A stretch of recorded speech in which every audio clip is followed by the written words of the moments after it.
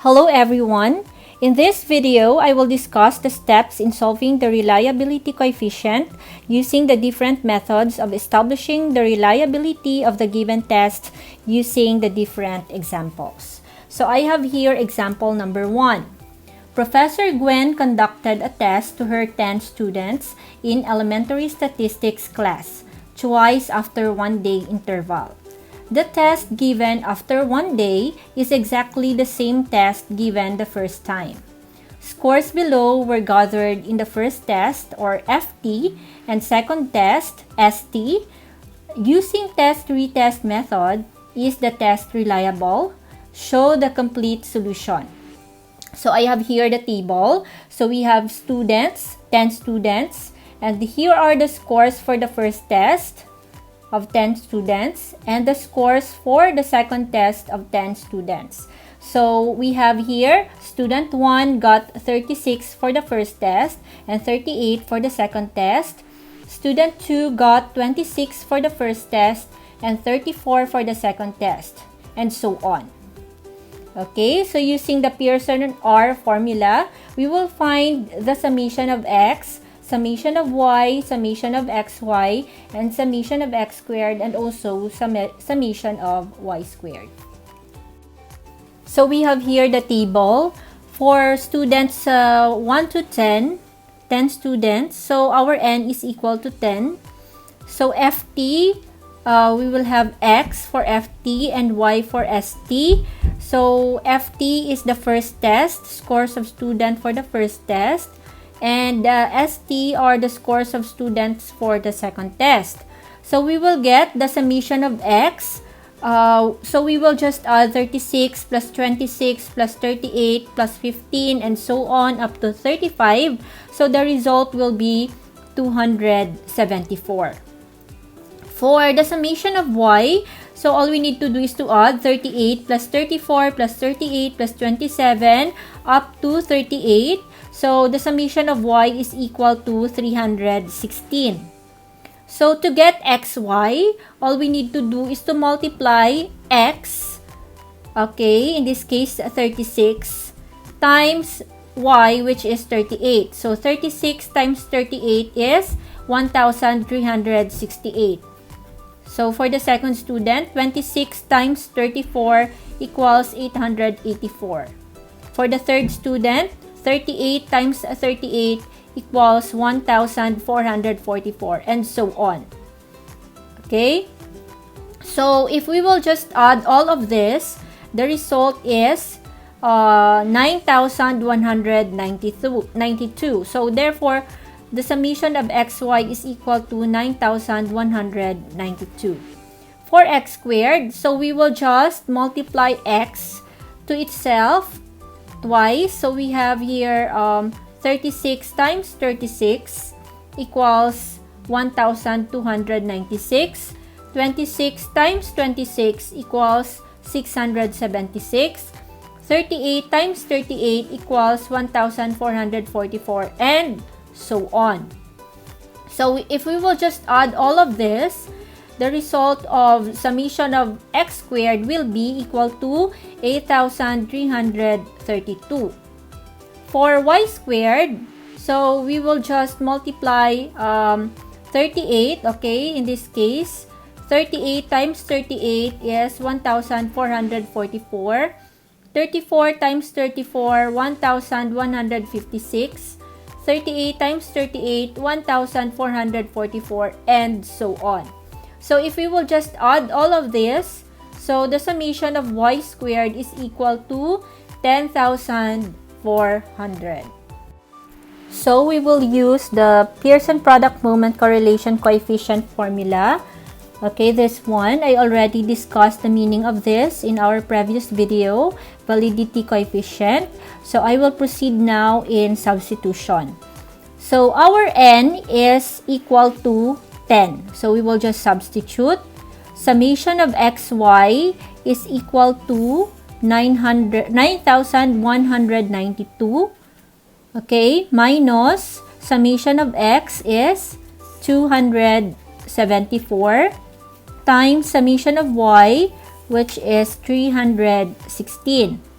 over the square root of, okay, our n is 10.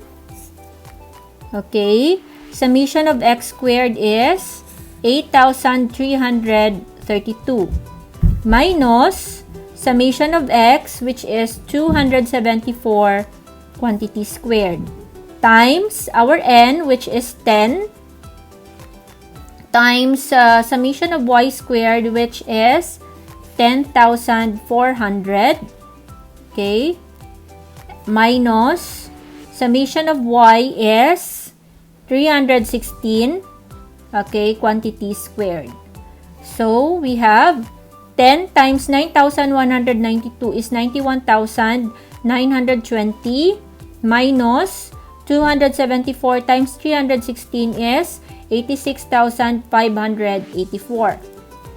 Okay, over the square root of, okay, 10 times 8,332 is 83,320 minus, so we have here 274 squared means 274 times 274, it is equal to 75,076. Okay, times 10 times 10,400 is 104,000. Okay, minus 316 times 316 is equal to 99,856. So, 91,920 minus 86,584 is equal to 5,336 over the square root of, so if we will subtract this, it is equal to 8,244. If we will subtract also this one, so we will have 4,144. So, copy 5,336. Okay, so 8,244 times 4,144 is 34,000 or 34,163,136. So we will just copy 5,336, okay, over the square root of 34,100 or 34,163,136 is equal to 5,844.92. So, 5,336 divided by 5,844.92 is equal to 0.91. So, for the analysis, so the reliability coefficient using the Pearson R is equal to 0.91, which means that it has a very high reliability. So, we will use the level of reliability coefficient for this. Okay, so the scores of the 10 students conducted twice with 1 day interval are consistent. So hence, the test has a very high reliability. So let's proceed to our example number 2. Professor Glenn conducted a test to his 10 students in his mathematics class 2 times after 1 week interval. The test given after 1 week is the parallel form of the test during the first time the test was conducted. Scores below were gathered in the first test or FT and the second test or parallel test PT. Using equivalent or parallel form method, is the test reliable? Show the complete solution using the Pearson R formula. So I have here the table. So we have 10 students. So here are the scores of 10 students for the first test, and here are also the scores of 10 students for the parallel test or the second test. So student 1 got 12 for the first test and 20 for the parallel test. Student 2 got 20 for the first test, 22 for the parallel test, and so on. So using the Pearson R formula, we will just find the summation of x, summation of y, summation of xy, summation of x squared, and summation of y squared. Okay, so here's the table. So we have here n equals 10 because we have 10 students.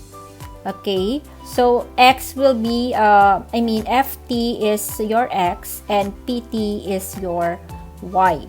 So we have here the score of first student or student number 1 for the first test is 12.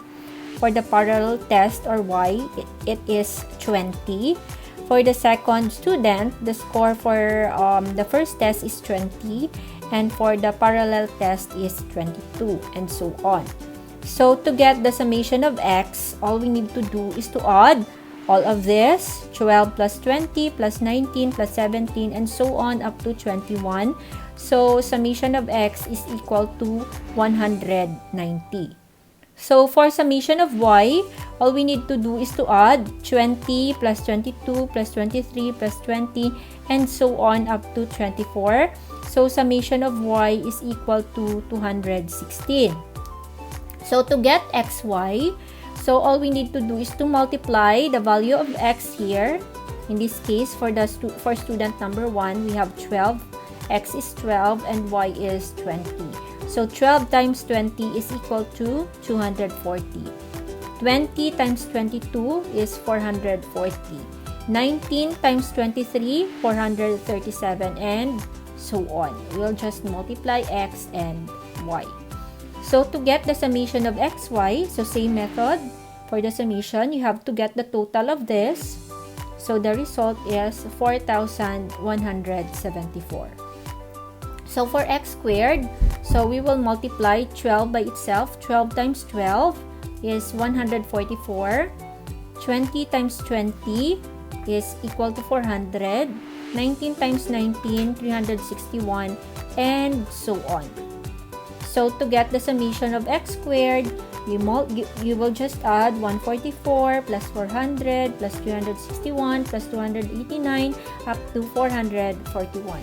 So summation of x squared is equal to 3,754. For y squared, so you are going to multiply, in this case, 20 times 20, 400, 22 times 22, 484, 23 times 23, 529, and so on. So if we will get the total of this, all in all, summation of y squared is equal to 4,724. Okay, let's proceed in the substitution. Okay, so we have here the Pearson product moment correlation formula, coefficient formula. So let's have n equals 10. So we have here n equals 10. Okay, summation of xy, 4,174. Okay, minus summation of x, which is 190, and summation of y, which is 216, over, okay, we have here the square root of, n is 10, times summation of x squared is 3,754, okay, minus, okay, summation of x is 190, quantity squared, okay, times n, which is again 10, summation of y squared is 4,724, okay, minus, summation of y is 216, quantity squared. Okay, so 10 times 4,174 is 41,740, minus 190 times 216 is 41,040. So over the square root of, we will just multiply 10 and 3,754. So we have 37,540. Okay, minus 190 times 190 is 36,100. Okay, times 10 times 4,724 is 47,240, minus 216 times 216 is 46,656. So if we will subtract this, we will get 700, okay, over, so if we will subtract this one, so we have 1,440, and we will subtract 47,240 minus 46,656, we got 584. So we'll just copy 700. So we have square root 1,440 times 584 is 840,960. So the square root of this is 917.04. So 700 divided by 917.04 is equal to 0.76. So for the analysis, So the reliability coefficient using the Pearson R is equal to 0.76, which means that it has a high reliability. So the scores of the 10 students conducted twice with 1 week interval are consistent. Hence, the test has a high reliability. Let's proceed to example number 3. Professor Edwin Santos conducted a test to his 10 students in his chemistry class. The test was given only once. The scores of the students in odd and even items below were gathered. O for odd items and E for even items. So using split half method, is the test reliable? Show the complete solution. So we have here the table. For odd, we have X, and for even, we have Y. So the scores of students for odd items and for even items. So we will use the formula of Spearman Brown formula. So we have here the reliability of the original test is equal to 2 times reliability of the correlation of odd and even items divided by 1 plus the reliability of the correlation of odd and even items. So to find the reliability of the whole test, so we will find the summation of x, summation of y, summation of xy, summation of x squared, summation of y squared to solve the reliability of the odd and even test items. So we have here the table. So here are the scores of the students in the odd items and the scores for the even items. Okay, so we have here, we will just add all of this, 15 plus 19 plus 20 plus 25 up to 18 to get 200. So the summation of x is equal to 200. For y, again, we will just add all of this, 20 plus 17 plus 24 plus 21 up to 17. So, summation of y is equal to 211.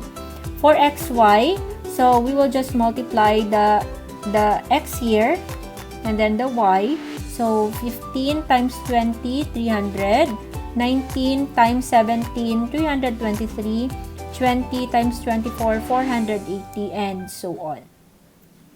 Okay, to get summation of xy, so just add 300 plus 323 plus 480 and so on up to 306. So summation of xy is equal to 4,249. For x squared, so we have 15 times 15, 225, 19 times 19, 361, 20 times 20, 400, and so on. So we will just add all of this to get the summation of x squared is equal to 4,096.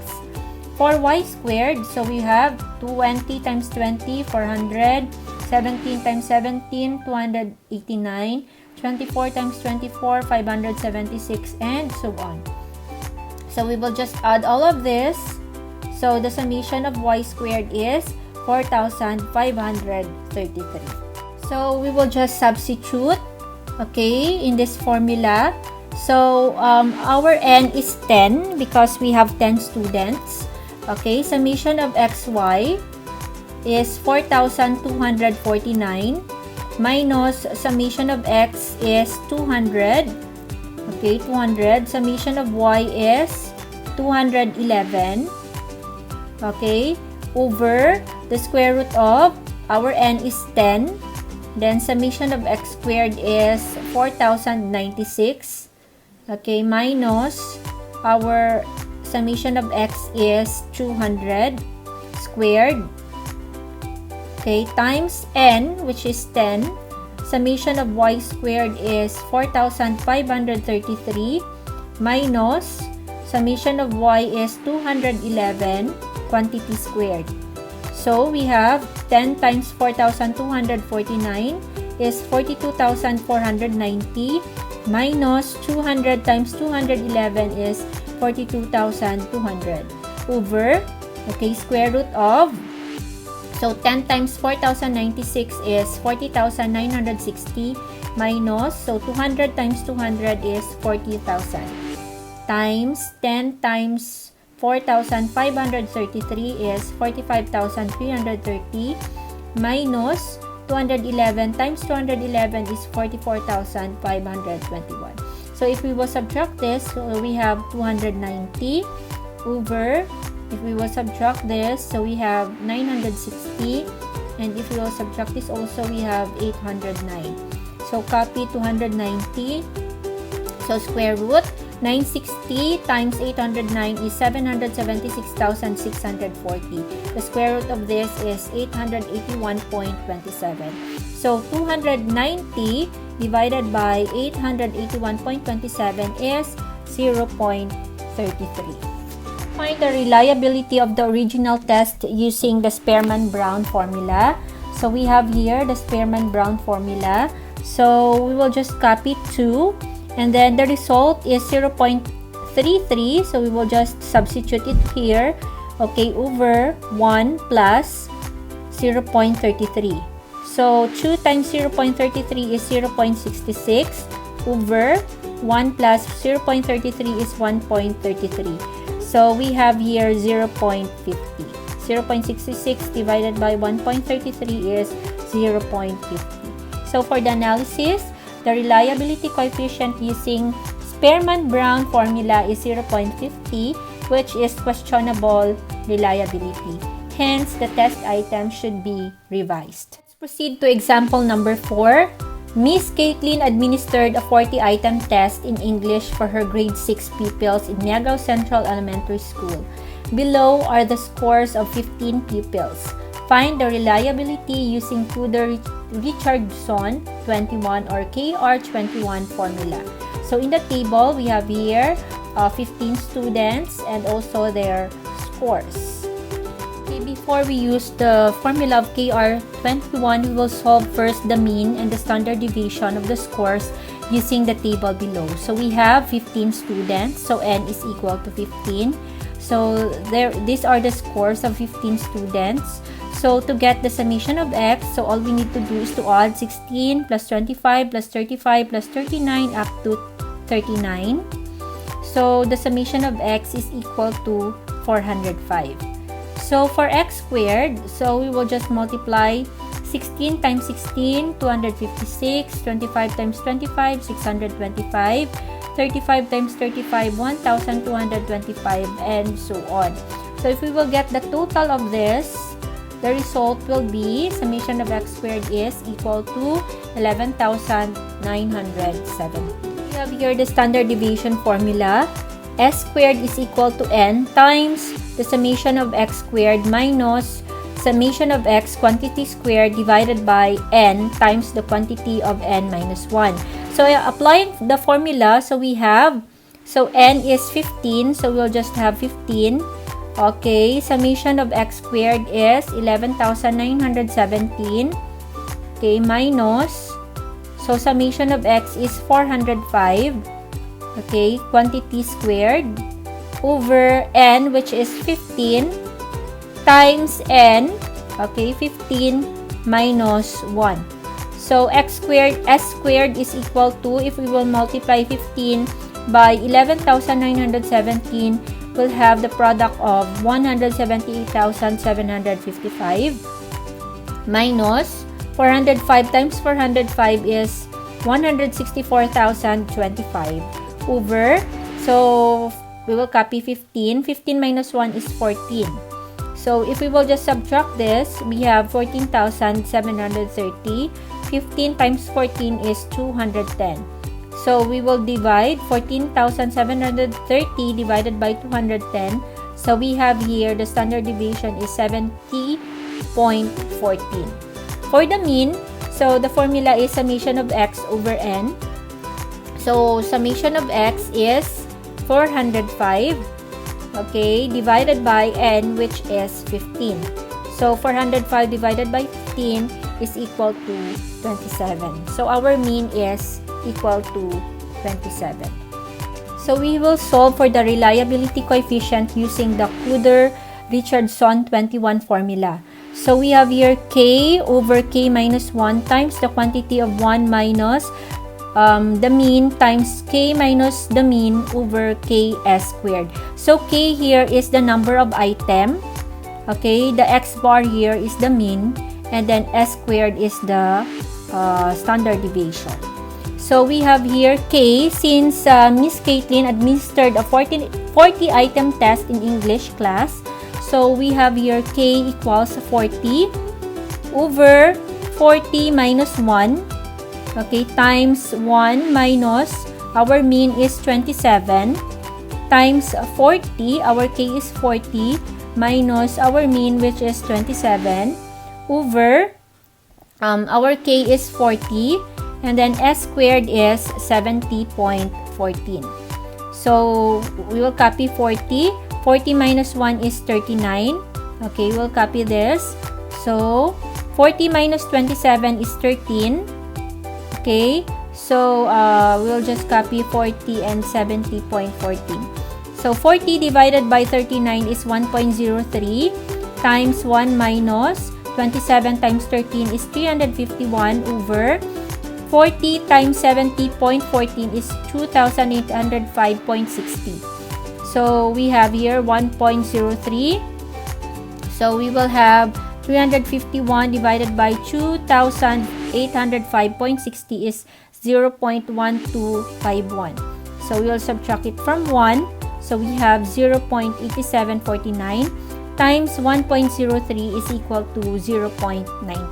So for the analysis, the reliability coefficient using KR21 formula is 0.90, which means that the test has a very good reliability, meaning the test is very good for a classroom